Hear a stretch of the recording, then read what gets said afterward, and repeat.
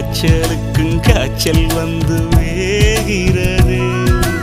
என்னை திரியாக்கி உன்னில் விளக்கேற்றி எந்நாளும் காத்திருப்பேன். அழகூரில் புத்தவளே என்னை அடியோடு சாய்த்தவளே.